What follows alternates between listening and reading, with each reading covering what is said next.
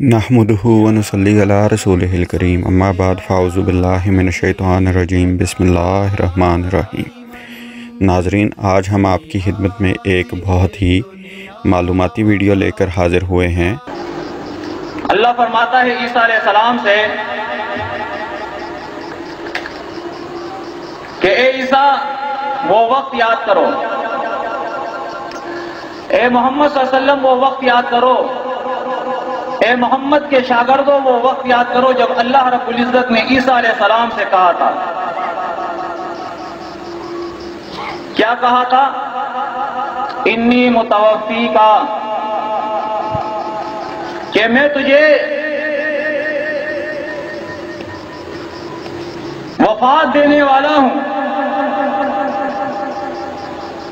ایک بات ورافیوں کا الیہ، اور دوسرا یہ کہ تجھے میں بلندی عطا کرنے والا ہوں اپنے طرف سے۔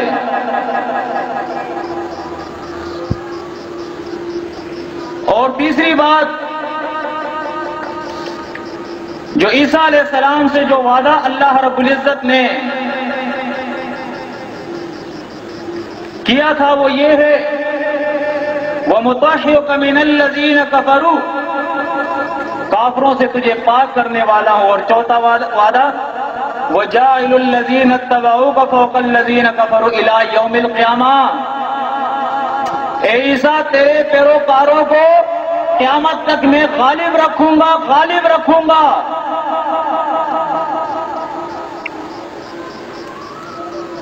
عیسیٰ کے پیروکار کون ہے؟ عیسائی نہیں، عیسیٰ کے پیروکار ہم ہیں، عیسیٰ کے پیروکار ہم ہیں۔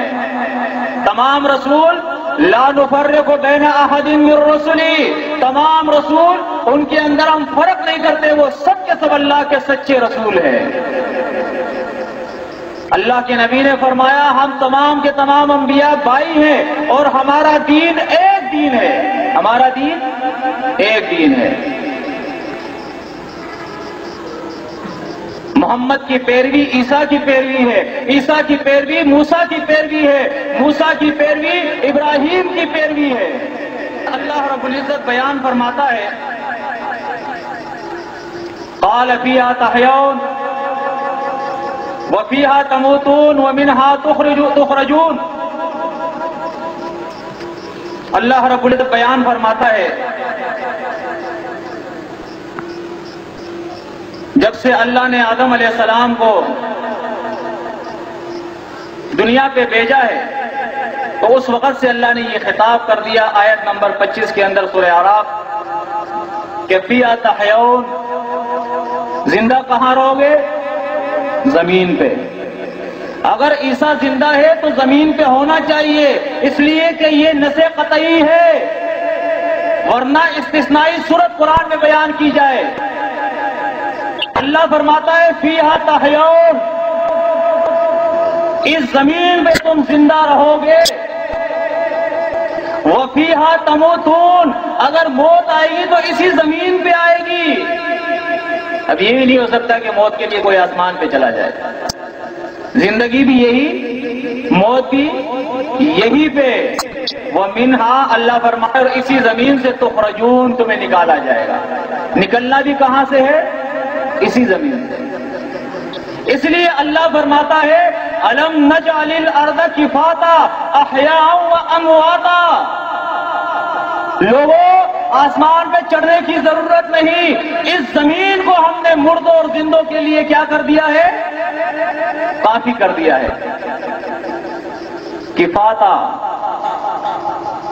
یہ کافی ہے زندوں کے لیے بھی اور مردوں کے لیے بھی۔ آسمان پہ کون ہوتے ہیں پتہ ہے آپ کو؟ سورہ نجم اٹھا کر دیکھیے، اللہ رب العزت بیان فرماتا ہے وَكَمْ مِن مَلَكٍ فِي السَّمَاوَاتِ، آسمان پہ کون ہوتے ہیں؟ فرشتے ہوتے ہیں، ملائکہ ہوتے ہیں۔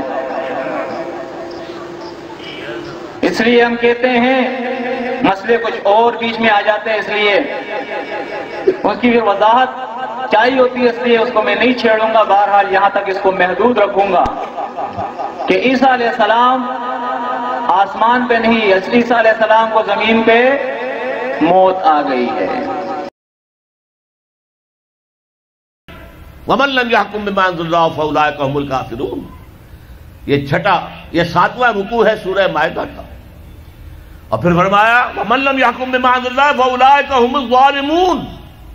جو اللہ کے اتارے ہوئے قانون کے مطابق فیصلے نہیں کرتے وہی تو مشرک ہیں۔ اللہ کے حکم کو چھوڑ کے کسی اور کے حکم پر فیصلہ کر رہے ہو، اس سے بڑا شرک کیا ہوگا؟ اور تیسری مرتبہ فرمایا وَمَن لَّمْ يَحْكُم بِمَا أَنزَلَ اللَّهُ فَأُولَٰئِكَ هُمُ الْفَاسِقُونَ۔ وہی تو فاسق ہیں، فاجر ہیں، وہی تو سرکش ہیں، وہی تو باغی ہیں، وہی تو غدار ہیں اللہ کے، جو اللہ کی شریعت کے مطابق فیصلے نہیں کرتے۔ اب ان 3 آیتوں کے روح سے سمجھ لیجئے ہم کہاں کھڑے ہیں، کیا کر رہے ہیں۔ جزاکم اللہ و احسن الجزاء۔ السلام علیکم ورحمۃ اللہ وبرکاتہ۔